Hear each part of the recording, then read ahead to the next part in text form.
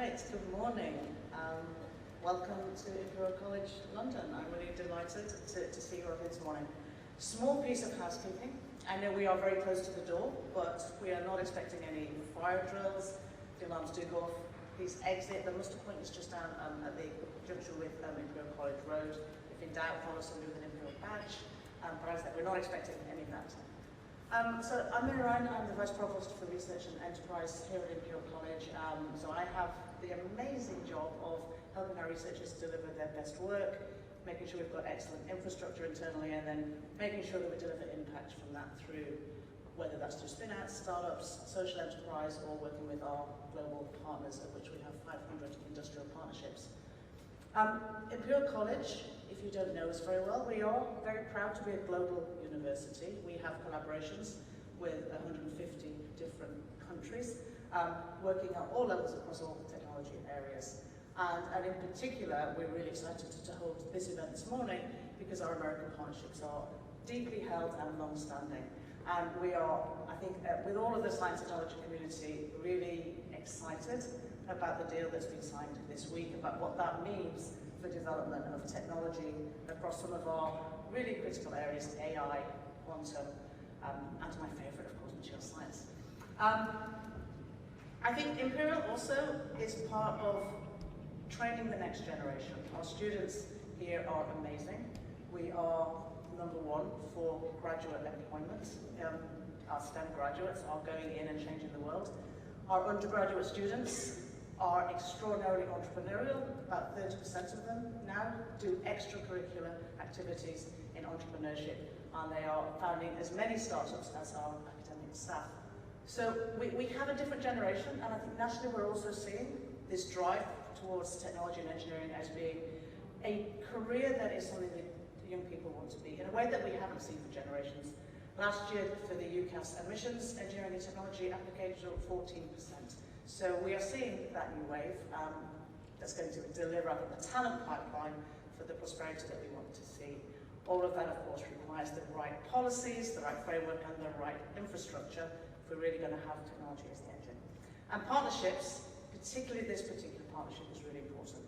As part of our strategy, Science for Humanity, last year, Imperial also launched its global initiative, part of which is setting up a hub in San Francisco.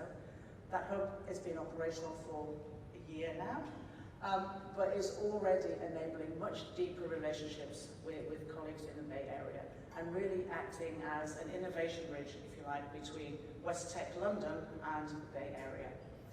So, we are delighted at this new deal. We're looking forward to hearing from our guests. And I'm going to hand over now to our Vice President for Strategic Engagement, Amanda Wolfhausen.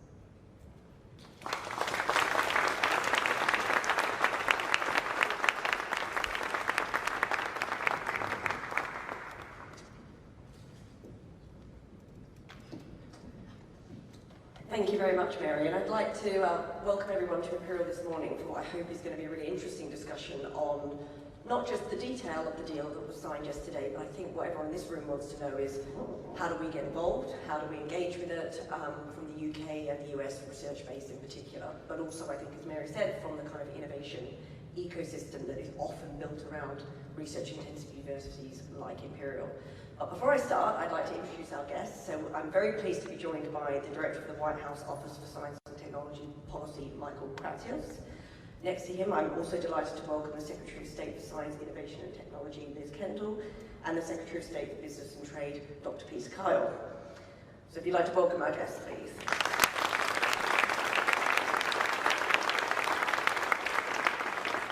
So Director Kratsios, if I might start with you, I think yesterday's deal obviously came with a huge number of announcements, a lot of different stakeholders, different parties involved.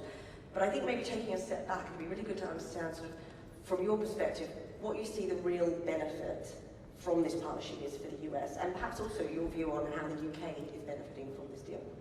Absolutely. So if you think back to the US-UK relationship, we as two countries have extraordinarily close relations on things from defense and intelligence. And as we were contemplating with our partners, what could we do as we were looking forward to the President's state visit, what would be the next chapter that could really bring together our countries in one of the most important and dynamic domains for sort of the future of both of our countries. And it was very obvious very early, and it wasn't a hard decision to make, that it should be around technology. And the president was very clear early in the administration that the 3 priority areas that we were prioritizing in the US were AI, quantum, and nuclear.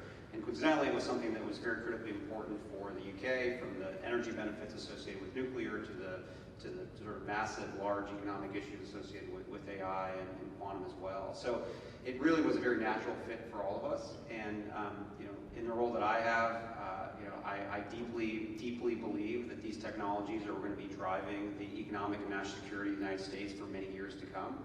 And it's something that we are beyond thrilled to be working with our closest partners and allies. This is a true manifestation of the special relationship that we have. And I'm delighted to see how all these programs shape out in all 3 areas.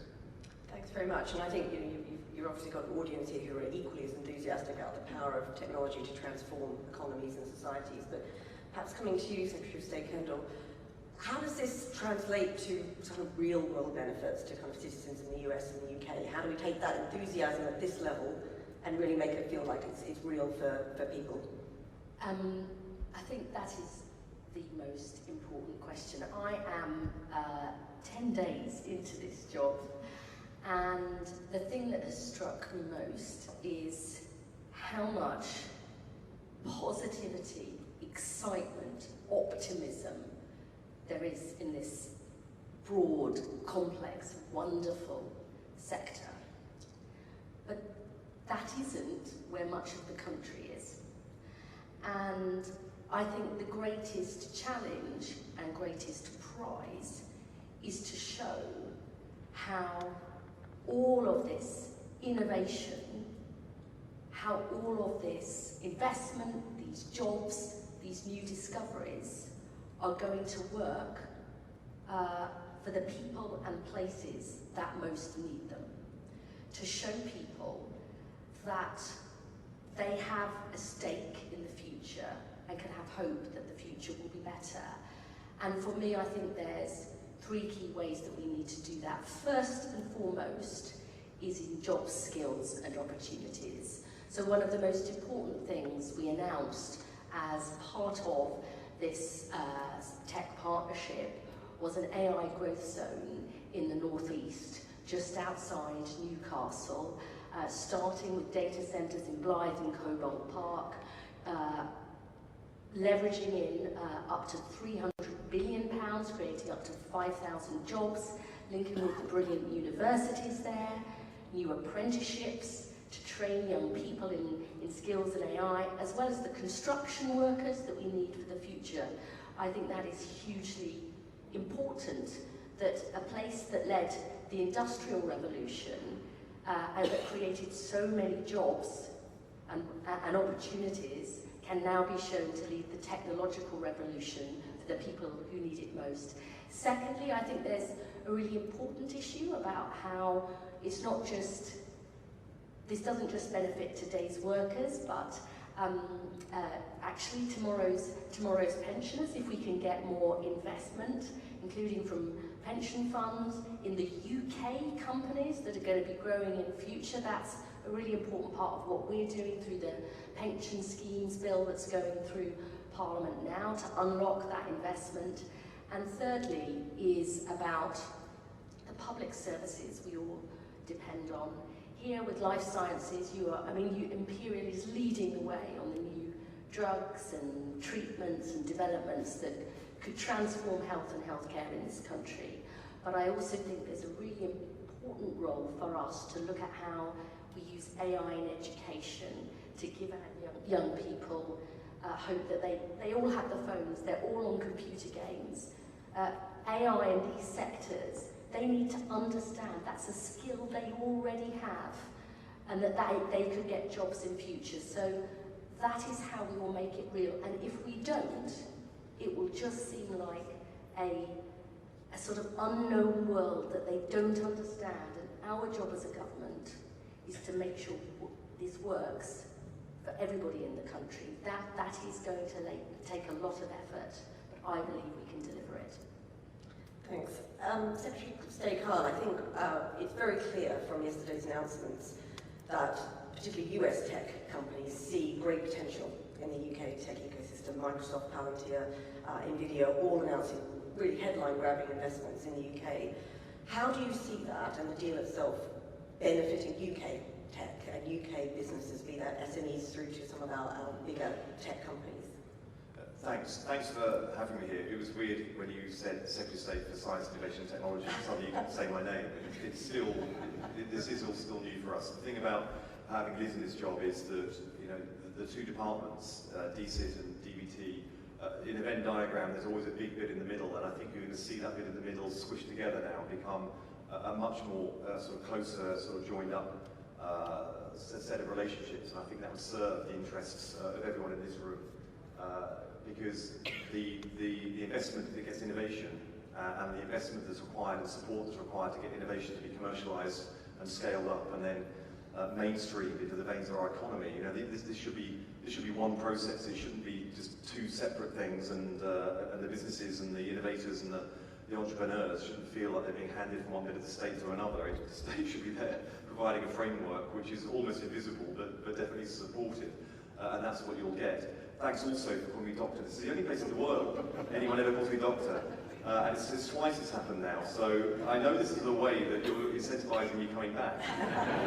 I'm thinking of making it like a weekly thing, because it's the only time I've ever been recognised for that 3 years of hell I put myself through to get the doctorate in the first place. And let me also just, you know, I've got to say publicly to Michael a huge thank you, not just on behalf of the government, to you and your government and the administration for what you put in. As you can see from the way that Michael presents himself and communicates here, he has been just the most brilliant person to deal with and to partner with, to discuss with, to explore all of the potential that our two countries coming together could have, and then narrowing down to a set of negotiations that delivers a deal that opens the door to $250 billion worth of commercial activity between our two nations, all focused in areas of technology, in areas of AI, in areas of future, fast, high growth economic opportunity for both of our nations. These are real things, and when it comes to about the whole country, that's the question that I'm so pleased to be asked, because there's a lot of things we don't have agency over as a government. AI is going to come to Britain whether we like it or not, but as a government you do have agency as to how it unfolds. Who's prepared to capitalise on it? Which communities will benefit the most from it? So if you look at the announcements yesterday, look at the way they were announced. So there was an announcement for investment from the financial sector, from American banks, 1,000 jobs in Belfast, 250 jobs in Manchester, another 300 jobs in Edinburgh. That's not by accident. That's because of the way the negotiations unfolded. And it's exactly the same also. Liz spoke about the Blythe investment. These things don't happen by accident. The AI growth zones are benefiting parts of the country that have not just been left behind by past periods of upheaval and revolution in the economy, but they have been specifically disempowered by those waves of industrial change. And that's one of the areas, because, you know, as the President said in this script and said many times before, there's a lot of differences between President Trump and Prime Minister Starr from Kia. But they have worked really hard to find common ground. And the same is true with our administrations. And one of the things that Michael and I spoke about through all the discussions is we are two administrations that care very, very much about those communities that have been left behind by past waves of industrial change. And for too long, simply haven't had not just investment, but the kind of investment that is empowering and gives long-term, sustainable security, economic security, to communities that have had none for a long time. So you will see, we've done this since day one. The AI growth zones are a great expression of it. But in every single aspect of the deal you saw yesterday, there are parts of the country, every other part of the country benefits as much as London. And I don't know, including the previous Labour administration, I don't know how another administration has put that much effort into a moment like this. Thanks for that. And perhaps if I could pick up on that point you made about well, we very much respect academic qualifications here, so don't worry about that. But if I could pick up on the point you were making about how this entire deal is built on that ability of the UK and the US to sort of always find areas of commonality, even when there may be big differences. And perhaps, Director Kratsios, if I could come to you and trying to sort of understand why it is so significant that the US and the UK are doing this together, this deal, these sort of tech partnerships for the first time. Well, I think as I said earlier, these are the most important policy areas, bar none, in the world today. In every international engagement that we go into, the first thing any country ever wants to talk about is technology partnership. And I think it's important to remember this was the first and the most comprehensive tech deal we've ever done in this 47th presidency, and I'm not sure we'll ever do one as big again. And I think that the details of it, I think, are really important to kind of dig into a little bit. I think in the first area of artificial intelligence, one thing that we're so excited about, particularly on the R&D front, is there's an incredible way that our synergies of our R&D ecosystems can come together to drive far better outcomes than we could have done individually. We have incredible compute infrastructure in the United States. Here in the UK, you have incredible data sets around biology and life sciences that can be leveraged for joint R&D together.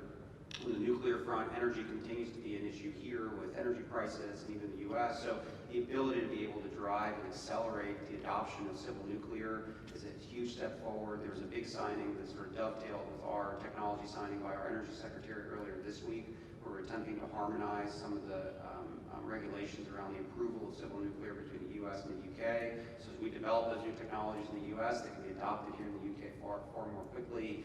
So there's lots of things that we're doing. I think that because of these synergies together, we're able to sort of drive much better and more effective outcomes in technologies that matter so much. And perhaps if I could just pick up on that point you were making about the synergies, and there's a lot in the memorandum of understanding around regulation and opportunities for regulatory alignment. I mean, and perhaps this is a question for everyone across the panel.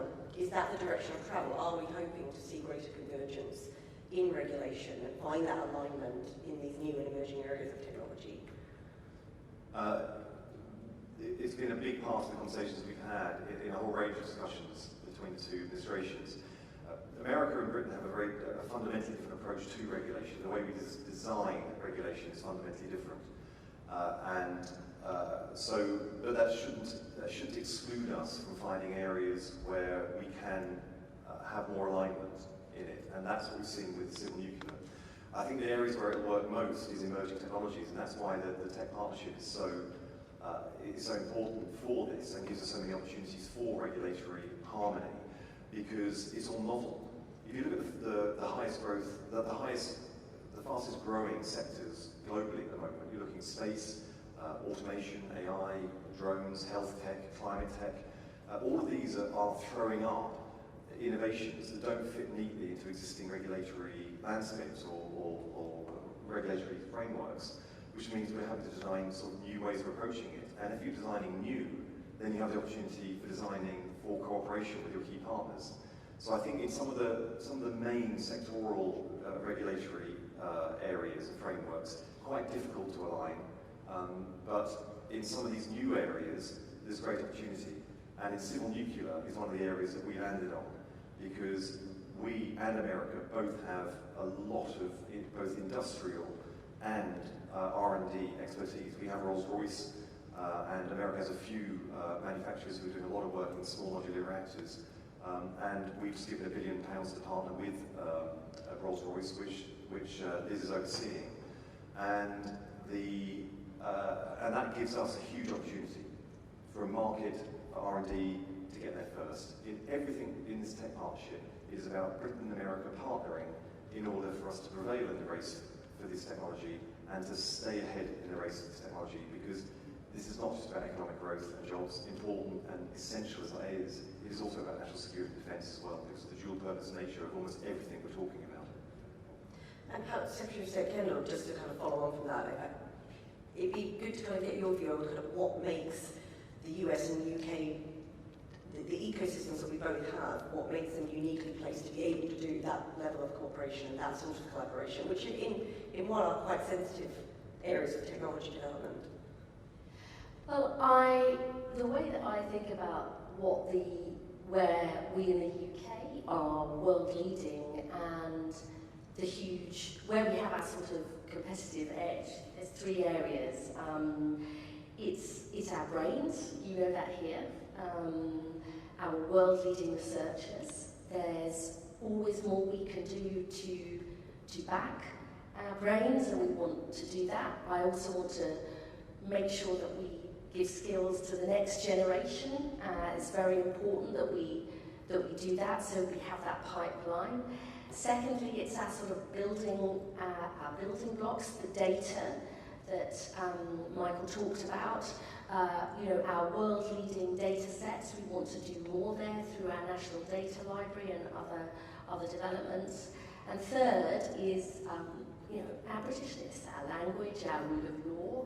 And I think one of the reasons that this partnership is so important is we are in a race for the future, and we want it for all of our differences between our two nations. Those underlying values are really important, and collaborating in those areas to make sure we win the race, we secure those developments under that framework with those shared values in a world that is more volatile, that is more dangerous. We need to seize those developments within the framework of those values for the benefit of both our people. And I think that's really the big message here for us. The world is very volatile, and we want to work with our long-standing partners to make sure on all of those areas we are setting the standards and we are delivering the benefits for our people.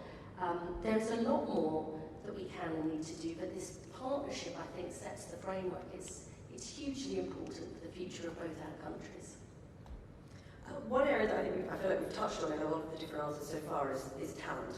All of these emerging tech sectors are going to rely on an increased pipeline of very highly skilled talent. And I don't want to shamelessly plug Imperial, but there are universities here in the US who are doing their bit in trying to kind of educate and graduate those people. So how do the two domestic policy agendas support a deal at that scale with policies that are really going to encourage that talent and that skills pipeline to flow? Well, the U.S. does a tremendous amount of joint research programs with the UK, and it's something that our large funding agencies, the National Science Foundation, National Institutes of Health, and others all do. I think it goes back to a little bit the answer that I gave before, where it's trying to find where there's a unique advantage in each individual country and find a way to pair those together. So I know that our research in the United States that have access to high quality compute would really love to be able to leverage that with the data sets you have here and institutions which manage them. And I think it goes vice versa. So I think there's if we think around the world, like what is the closest counterparty to the amazing academic community that we have in the US, it has to be the UK. It's not even close. Can I come in there? I think we have to go even earlier. I'm an MP for Leicester West, and in my constituency we have an incredible space park, which is a collaboration between our National Space Centre, the University of Leicester, which is spinning off startups. We're working with Rolls-Royce, Aerospace. It's a brilliant place. And the very first time I went around to talk to people there, I met people from London, from New York, Berlin. I want people in London, New York, and Berlin to have great, well-paid jobs. But where are my people? Where are my constituents in that space park? Talent is everywhere, but opportunity is not. And so we ran a Leicester West Schools Takeover Day where we brought the kids into the space park. They were flying drones, they were doing computer-aided design, and we needed to show them that this incredible place could have jobs for someone like them. So I think we've got to think much earlier on, because we know from history that sectors who only draw talent from a small pool ossify, and we need to make sure throughout the pipeline that we're giving people those skills and opportunities. And that's why, as a government, we are investing in a program called Tech First to train children and young people in the AI and tech skills of the future. We are determined to make sure, through a partnership with some major tech companies, we will upskill 7.5 million people. That's 20% of the workforce in the skills of the future, as well as backing our world-leading universities. I think we have to see this as a pipeline of talent, because that is how we will continue to win the race in future. Great. I think perhaps if we move on and in a way talk a little bit about where we go next with this deal. I think we've sort of celebrated it, but the hard work obviously really starts now. And I sort of wanted to start with a question really for everyone on the panel, which is, you know, we both have thriving science and tech ecosystems, but what do you think we can actually learn from each other? You know, if we're being honest, what does one ecosystem do better than the other that we can bring back into our ecosystem? Perhaps Director Kratsios, I can start with you. Not to kind of belabor this, but we have a very federated system in the U.S. where we have individual states that are very empowered to sort of run their own academic institutions and research programs, but also we have a federal government as well. I think here you have a more consistent, cohesive, centralized repository for a lot of data and other efforts. So for us, like that's something that we can very much leverage and be able to benefit from. But I do think there are actions we can start taking immediately.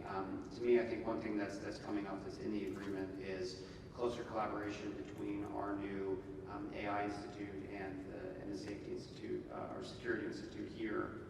And I think what we talked about in the MOU is kind of a return to a focus on metrology and measurement science around these large language models.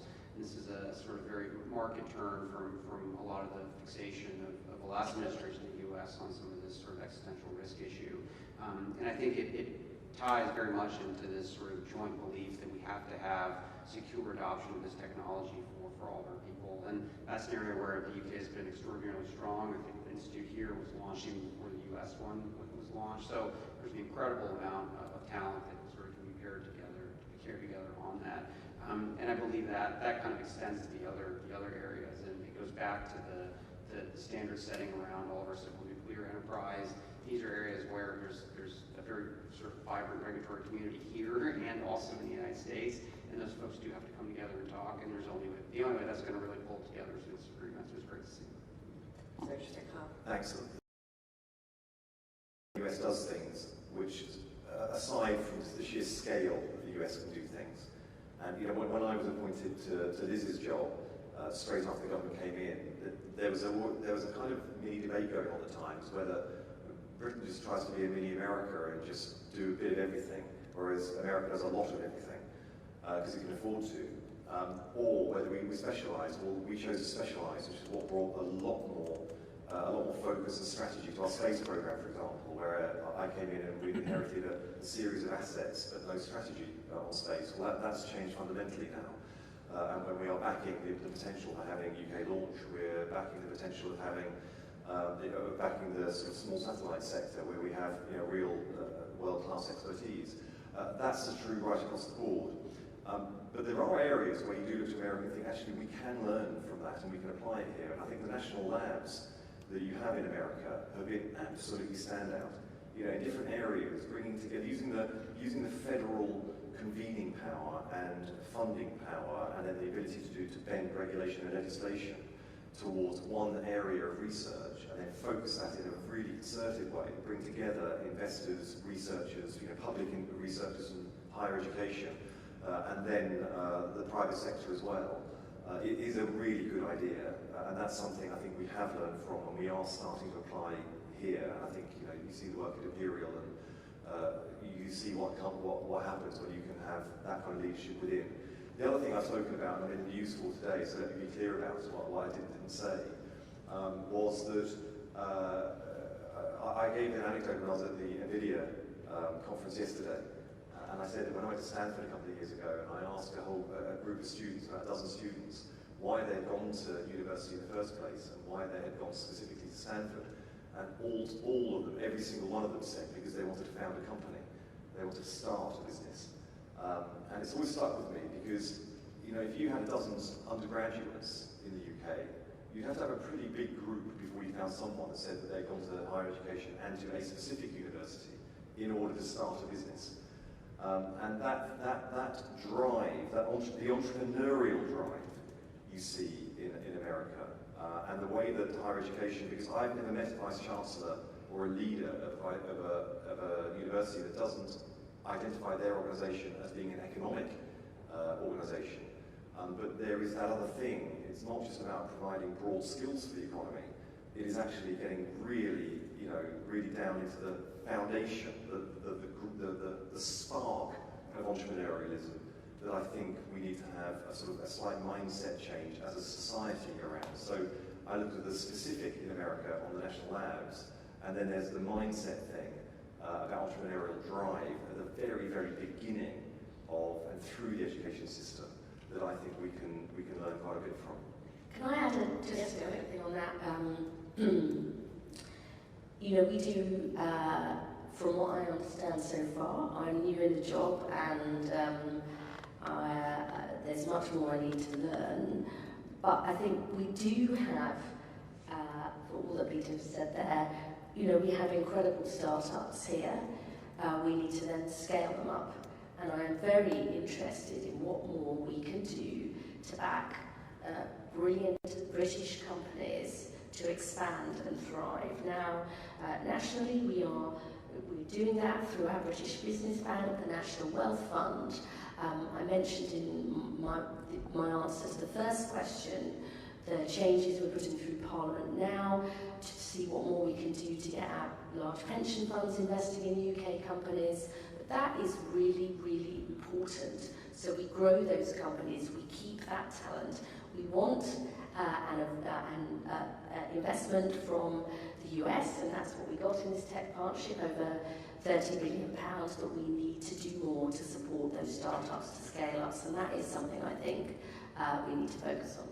Just very quickly, sorry, the other bit of your question about where we go from here per se, there are some negotiations that are so dysfunctional, challenging and difficult to get across the line that when you get to the line you kind of run off in different directions and never want to see each other again. I hope you can tell from the way that we're talking here, and it was predominantly from the sort of the elected side, the political side. It was Michael and I that was leading the conversations here. We got to know each other very well as a team of negotiators and civil servants who are often, some of whom are in the room here, and I paid absolute tribute to the officials that were driving the talks that led to the agreement.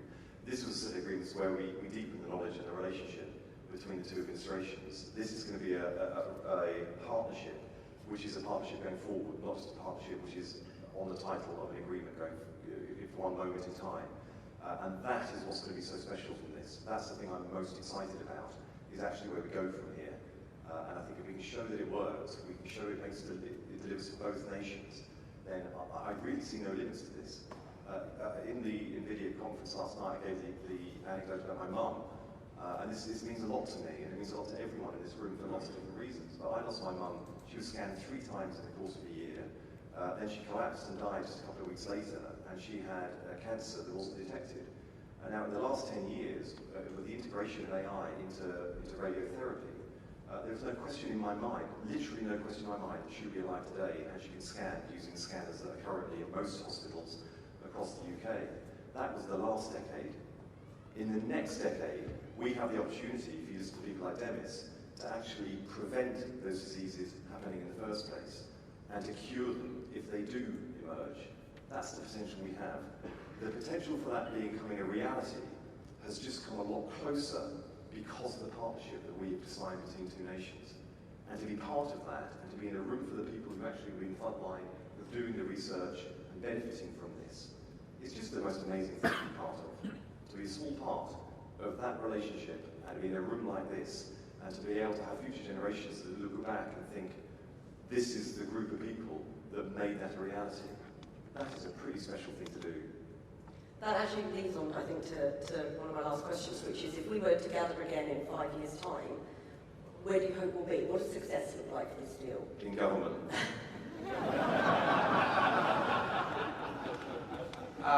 To me, I think if you kind of just go through the 3 sections, there's some pretty obvious things that we need to do. On the AI front, I hope that we can continue to make sort of novel discoveries and breakthroughs in important life sciences that will make huge impacts to all of our people.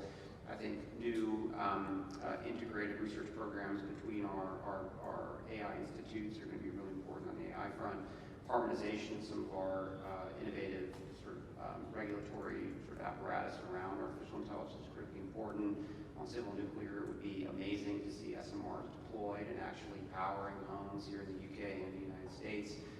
And on quantum, to actually have a rich security program that rises to the occasion of how important that technology is for the world. So those would kind of be what I hope to see in a few years. I mean, it would be, more world-leading breakthroughs, more world-leading British companies, and more incredible ecosystems like you have here in other parts of the country. Everything they said, and I want everyone to be excited about technology and AI. I want everybody to feel, every person in every part of the country, to feel the benefits of AI. I want people to feel the benefits in their health. I want people to feel the benefits in their pocket. And I want people to feel an excitement and an optimism about the future as a result of the way that AI is developing and the way that AI is being deployed in their benefit. And final question, I think, is, you've got a room full of either imperial academics or other people representing part of the UK research base. How do you want us to engage to kind of help this deal be a success? Not just getting our hands on some of that compute power, and perhaps not just spreading our entrepreneurial spirit that we have here at Imperial around the country, but what do you need from the universities in the UK science base and the US base? Well, what I'd really like is a new technology where I download everything in your heads into my head so I know exactly what to do. But I would say my friend and colleague in the Cabinet, Pat McFadden, always says the best politicians don't say everything or do everything, they do the most important thing. And what's really important for me is to have a clear set of priorities in this area, which inevitably does mean deprioritising other things, so that we are really boosting our competitive edge. And I don't believe governments should do everything, but they need to know exactly what it is you need to have backing for. So that is the discussion I would like. I really do want to come back and properly talk to you, because we won't be able to do our job unless we know what you believe will help you be the best you can, and what role specifically is in that for government. Because sometimes governments can get involved in lots of different things that isn't where we really need to focus, and that's the help that you would be able to give me. So, Carl? I think that it's really hard for me to sit here and tell academics and researchers and outstanding innovators what to do. But it's my hope that you spend more time focused on discovery, less time filling forms out and worrying about where the next load of funding is going to come from in many of the areas. Liz is rolling out 10-year funding, and we're trying to find ways of making that as effective as possible to give you the security that you need. But everything that I want you to do is as a result of the partnership that will come between government and you as public sector funded research at its very, very most conceptual and at the highest level. These interactions are really important for us. We do listen and learn. The last person when I was here, sitting in Michael's seat, was President Macron.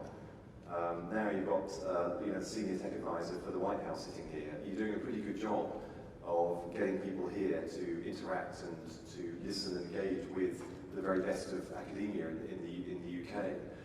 We just need to make sure that you are unencumbered, that you are free to be creative, imaginative, and put all the expertise and harness that expertise as much as possible.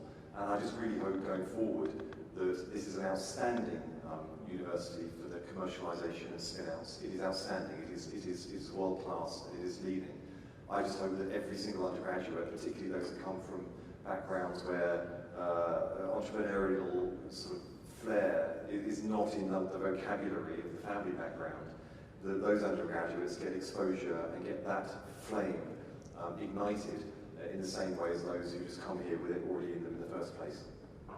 Director Kratsios, I give you the final word. Oh, no, I couldn't agree more. I mean, one of the things that our office thinks about a lot is how we can encourage young Americans to go into science and technology fields. And the number of Americans that are graduating with PhDs in the hard sciences has been declining quite steadily over the last 15 or 20 years. years. And in some of our most important hard sciences, the majority of PhD recipients are actually non-US born folks. So a lot of our effort is to try to spur more Americans to be excited about these incredible technologies we talk about and think about every day. This is what is going to be transforming the world. These are the people who are going to be creating new drugs and shaping the way our economy functions. So for us, I hope and I continue to want to work with all of the great institutions around the world to make sure we have more young people interested in sciences, and excited that this deal can help make that happen.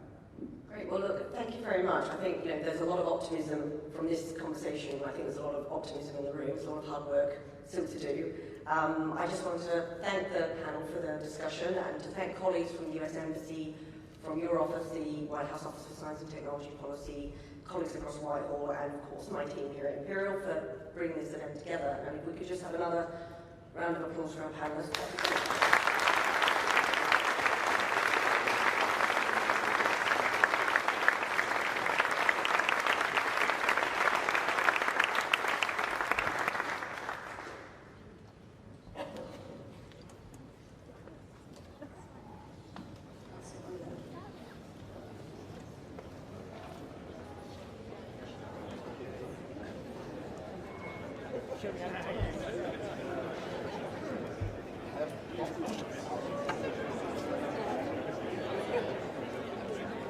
That's sunlight.